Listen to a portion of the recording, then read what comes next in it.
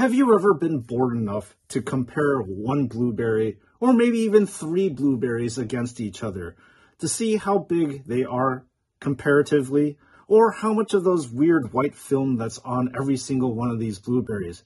No?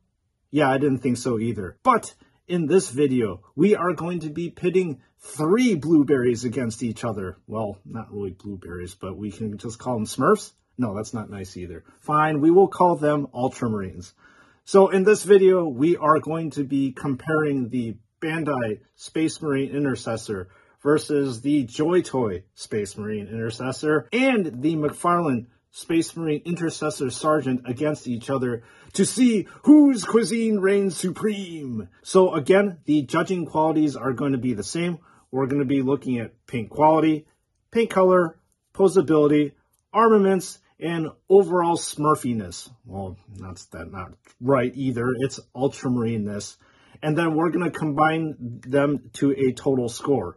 So in terms of that, we are going to have 5 points for the first place figure, 3 points for the second place figure, and 1 point for the third place figure. And we're going to total them up with all these things and see exactly whose action figure reigns supreme. All right. Straight off the bat, I'm just going to have to let you know that the JoyToy one in the center looks absolutely comical compared to the Bandai one off to the left-hand side and the McFarlane one off to his right-hand side. This guy looks like an absolute dwarf. Anyways, that's neither here nor there with this action figure comparison. So the first thing that we're going to be looking at is the paint quality on these action figures. And we are going to always go from a left to right method, starting off with the Bandai action figure right here. So what you are seeing is the first action figure that was ever produced, period. And Bandai has been a very established action figure, if not a model company. So these guys definitely knew what they're doing.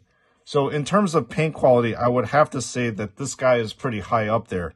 Because if you look at the shading right here with the helmet as well as the recesses here in the helmet, you get to see some shading on the pauldrons right here as well as over here. Shading down here and in these recesses. Everything about this action figure has a very high quality to it. Let's just take a look at the crispness of the skull here. You get to see a little bit of bleed from the gold onto the blue of the armor. And how about this skull with the wings?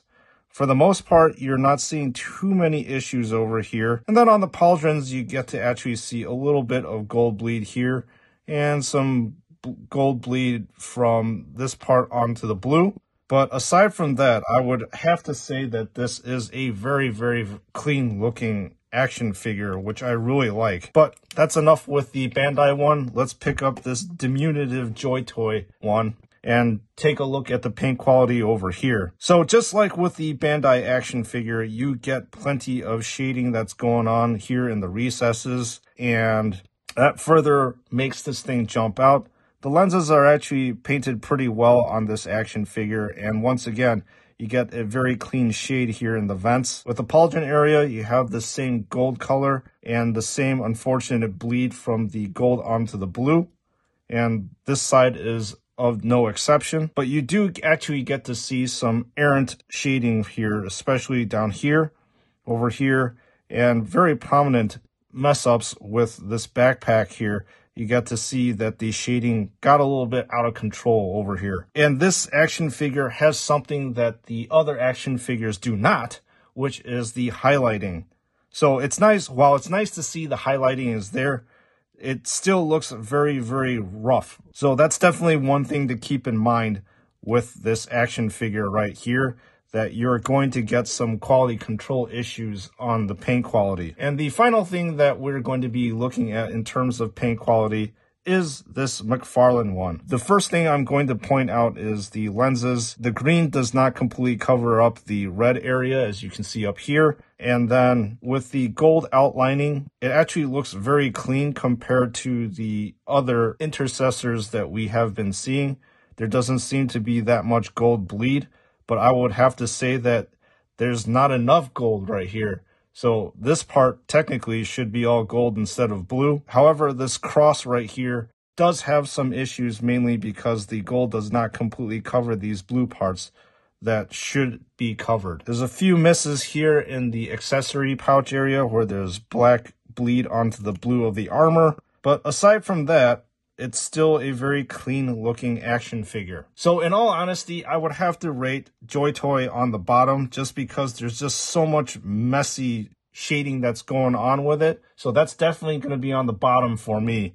In terms of the Bandai and McFarlane one, to me, both of them seem to have the same amount of issues, but I'm going to actually give it to Bandai. Bandai is 1, McFarlane is 2, and JoyToy, unfortunately, at number 3. All right, the next category that we're going to look at is paint color.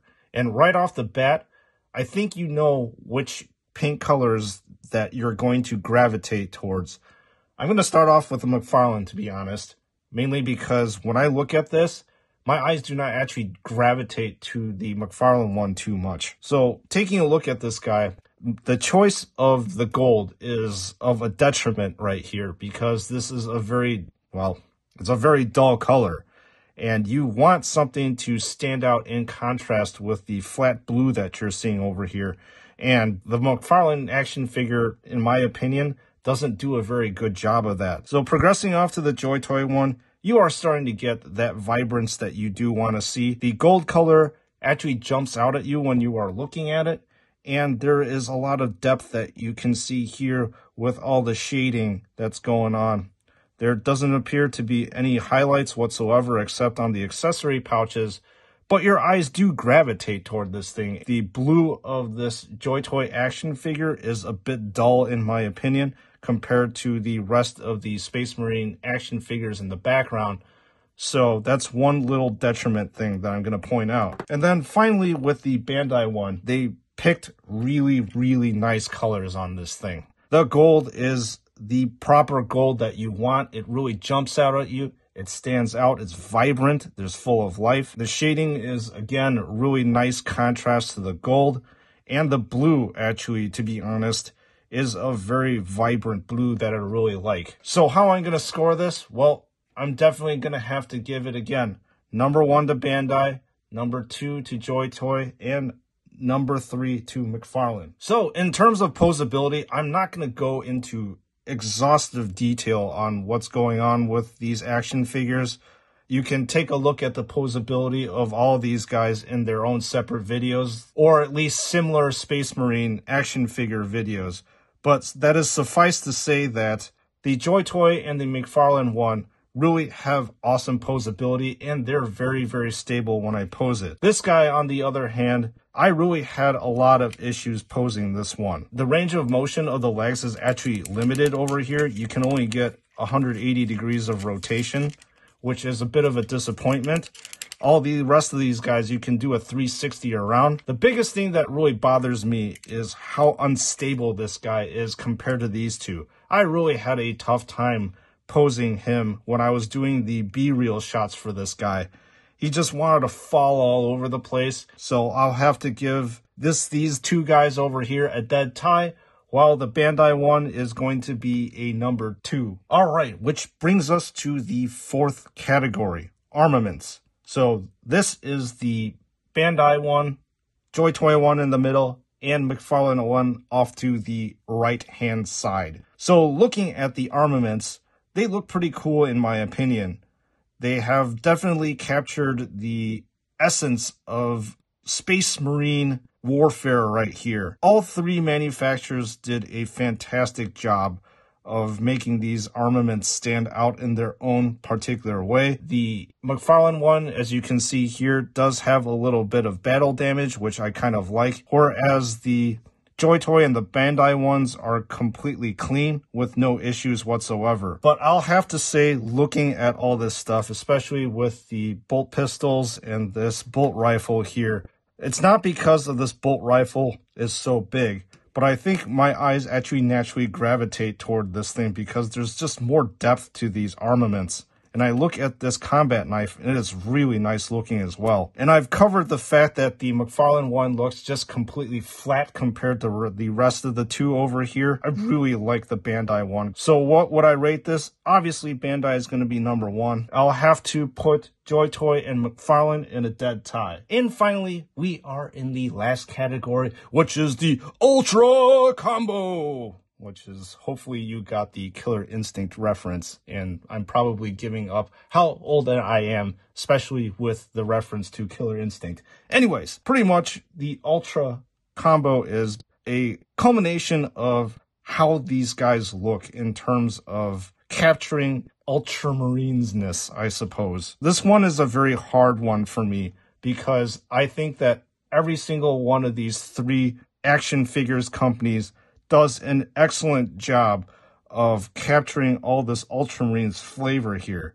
All three of these things you see right here have the characteristic skull with the wings. These two have the chainsword, which is completely accurate. The bolt rifle is awesome. The bolt pistol. I really am having a hard time actually giving any kind of score to these action figures right here. I think that all three action figure makers here does a great job of respecting Games Workshop and all the effort that's been put into them. I'm just going to give every single one number ones all across the board. We have a dead tie for the number 2 place. And that dead tie is between the JoyToy and the McFarlane action figures. And who is the supreme winner? It is the Bandai action figure. Quite contrary to what I said in my review. So, with that being said, let me wrap this comparison up. Finally, we have established who cuisine reigns supreme out of the 3 action figure manufacturers. And obviously, this is the Bandai one over here. That is number 1 on my list.